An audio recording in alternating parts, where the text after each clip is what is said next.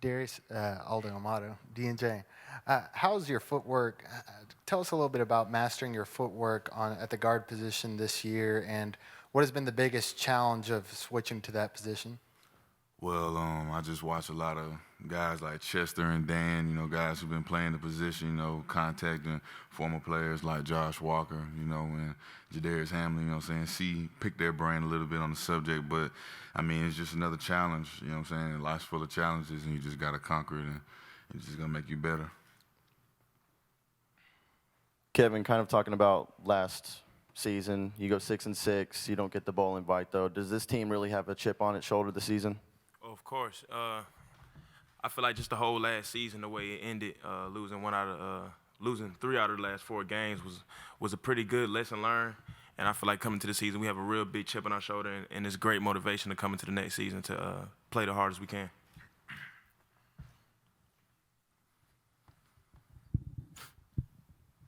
Josh, tell me, are you and Darius a leader on this offensive line that some could say is unproven going into this year, and you help breaking in the new tackles? We all kind of are on the same page with everything, and we all, as a unit for the offensive line, push ourselves. Me and Darius, we're probably more the outspoken guys, and we're asked to do more things.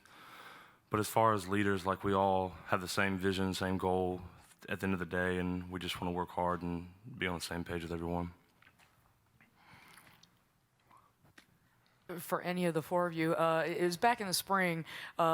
Coach made a deal in his contract. It kind of came out in the spring about him giving up that $100,000 raise for the next 4 years, delaying it to help with the cost of attendance. When you heard about that, what were your thoughts? I mean, that's kind of a show of confidence or faith.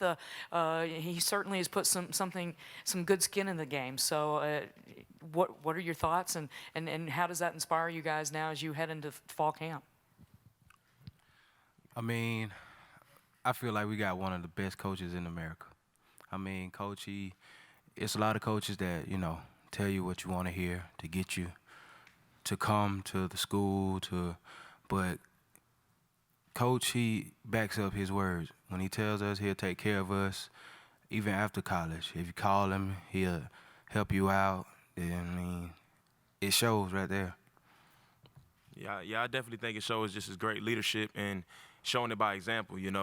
Like you said, like TT just said, he's just a great coach, one of the best coaches in America, and we're glad to have him here at Middle Tennessee. Guys, a couple questions before I'll give it up. But 2 offensive linemen, talk about the style of offense and how you guys, because knowing how offensive linemen are, you like the passing game, but you love the running game. And how do you see the personality of this offense developing as this season goes along with the personnel that are behind you and beside you? Josh? Well, personally, yeah, like you said, I do like to run the ball, and that's a big aspect of our offense just because we've done well at it in the past years, and it's a good way to control the game and control the clock and time of possession, and just kind of, we're just very diverse in how we do things. We can go really fast, or we can slow it down to use more of the clock if that we need to slow the game down for other players, or vice versa. But as an offensive lineman, you do like to run the ball, but sometimes you like to go out there for those 2 plays and throw that long ball and just score a touchdown and get off the field too. So it's all good both ways. Yeah, I agree with Chester. I like to run the ball, and I like to see, us throw the ball as well. I feel like the way that we run the ball, it shows how tough and hard-nosed our offense is as well. But being able to throw the ball, just like he stated, just shows our diversity and how well around we are, and how we can throw, we can run, we can do whatever on anybody, anytime, any day. Yeah. Okay, flip the question to the 2 defensive guys, having to deal with the type of offenses that you see, in particular in Conference USA, because there's a lot of high-powered, lot of point-scoring offenses. What is that like as a defensive player? Where do you find your wins at in the, as the game goes along? I definitely think playing DB is probably one of the best conferences to play in because you have so many good quarterbacks. The quarterback from West Kentucky, you had Cato over the past few years. So, I take pride in that, getting the back end of the defense, making sure they're ready, and pretty much getting everybody ready as far. But at the same time, I feel like being able to stop the run and making the offense one-dimensional will always be better for the defense. Playing linebacker in this conference is also great. You have great running backs.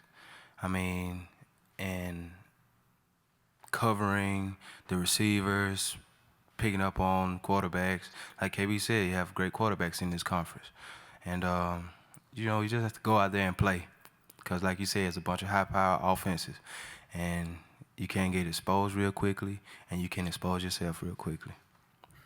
For TT and Kevin, Coach Nix is obviously the lone D coordinator now. Has there been any difference in him taking over the position solely by himself? Is there any difference at all compared to last season?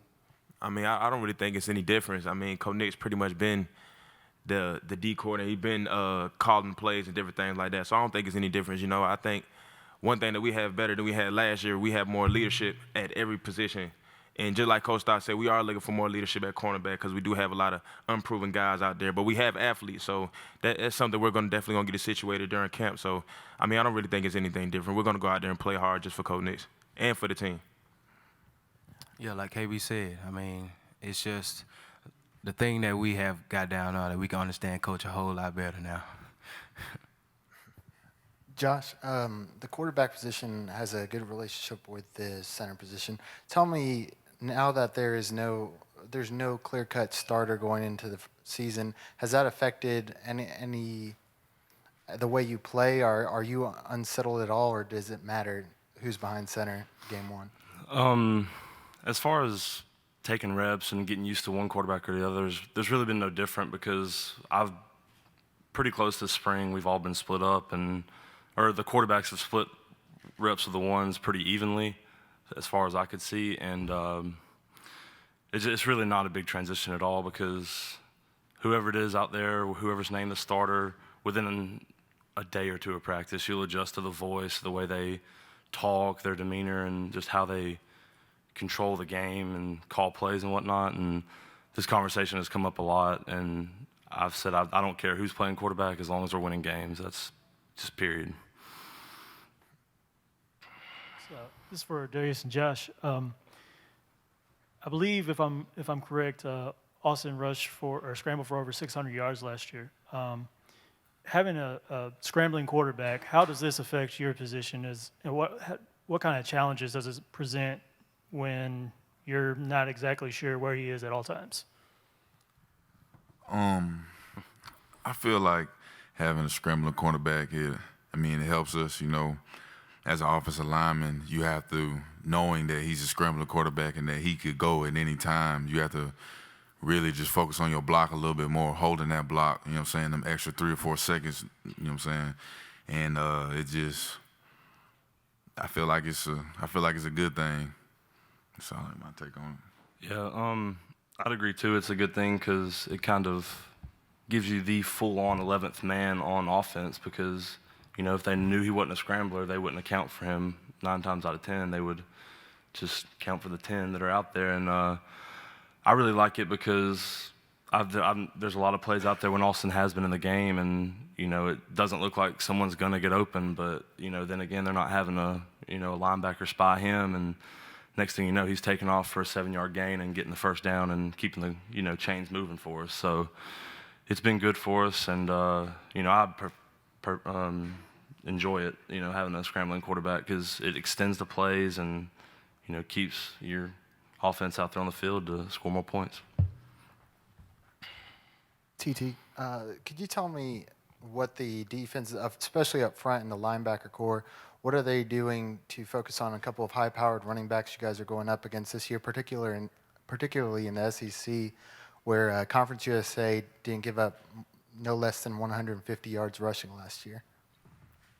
Well, like every coach tell their players, it always starts with the D-line. You can lose it in the back end and you win it with the D-line. And our coach has been stressing us about tackling. And knowing that you will not always make the tackles, but you try to eliminate missing as much as you can. So that's been the point of emphasis going in the spring and going into this camp. You look at the schedule, and Coach preaches, one game at a time, one game at a time. Does it kind of get hard to follow that motto when you see in Alabama, when you see a Vanderbilt, those big name schools like that you have to play later on in the year? No, not at all, because it's really mind over matter. They put on a pass the same way as we do. They're the same human being as we are. I mean, they go to a different school. That's about all I can, distinguish from us and them. I mean, just because a team has been in the forefront for a long time, and if we play a team that has not had any publicity at all, it doesn't matter. You still have to go out and play because they got a scholarship for a reason too, just like we did. I agree with what TT just said, but one thing that also helps us, Coach Stock tells us all the time, is to ignore the noise. Ignore all that Alabama talk, or ignore all that Illinois, all that Vandy. You know what I'm saying? We're thinking about Jackson State, right? Well, first think about camp, and then when camp's over, then we're going to attack Jackson State, and then take it day by day. I mean, my opinion is kind of on the contrary of what they're saying.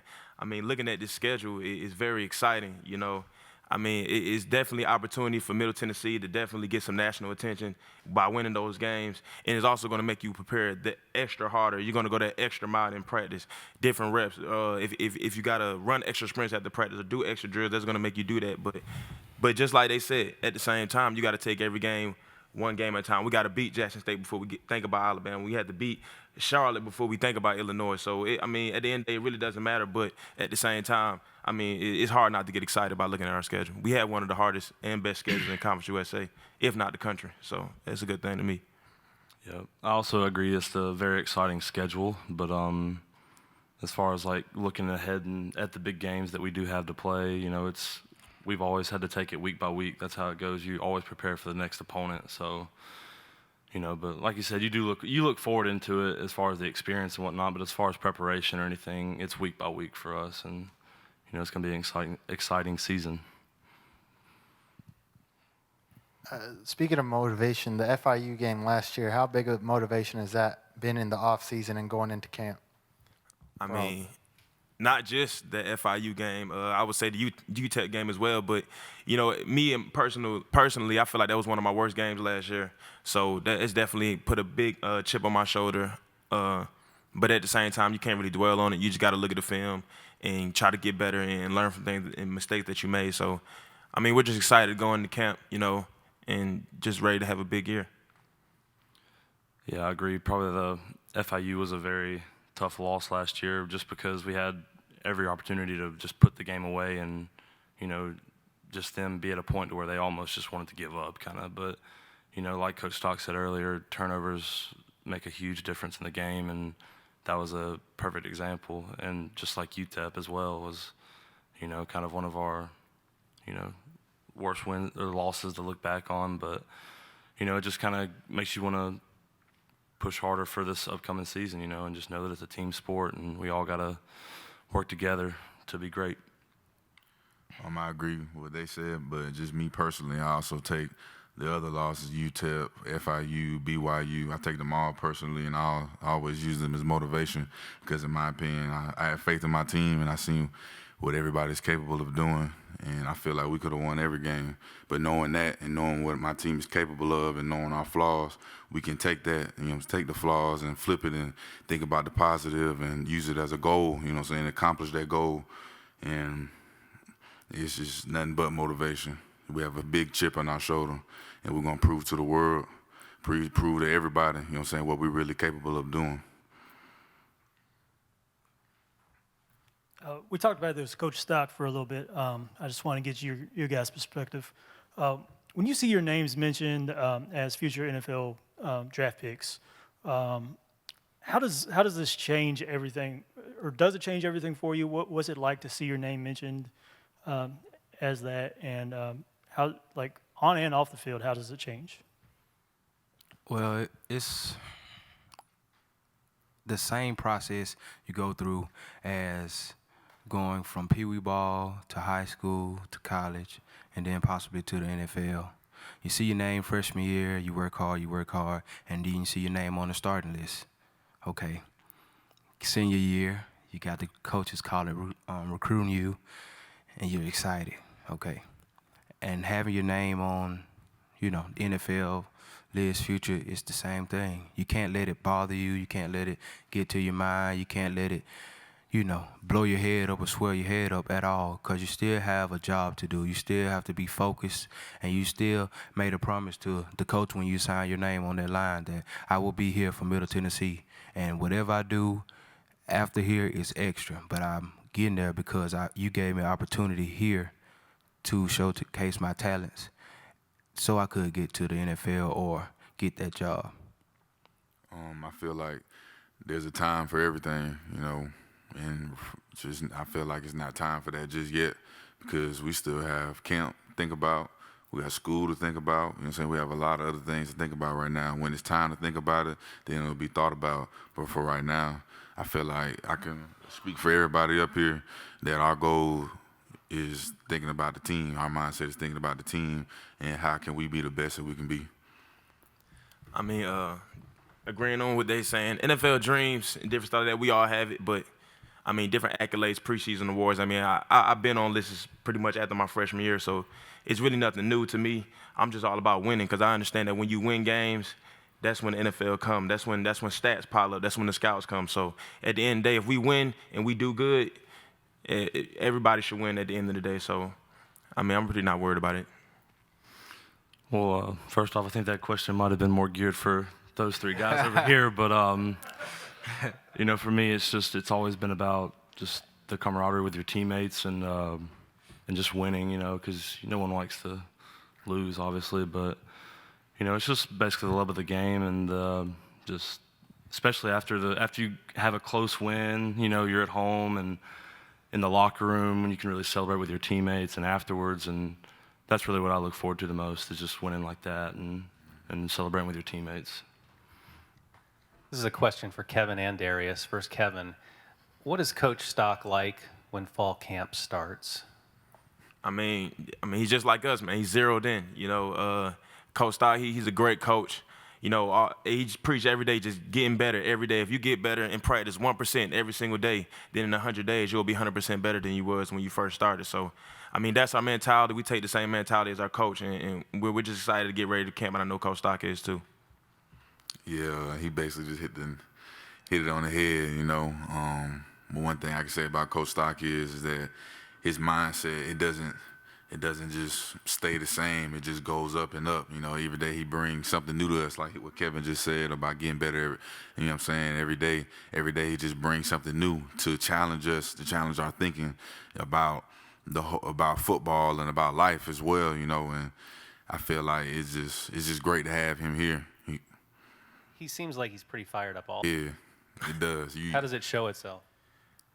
Just through his mannerisms, his speech, his walk, his talk, you know what I'm saying, his facial expressions, you can just see it on him every day, and every day it just increases.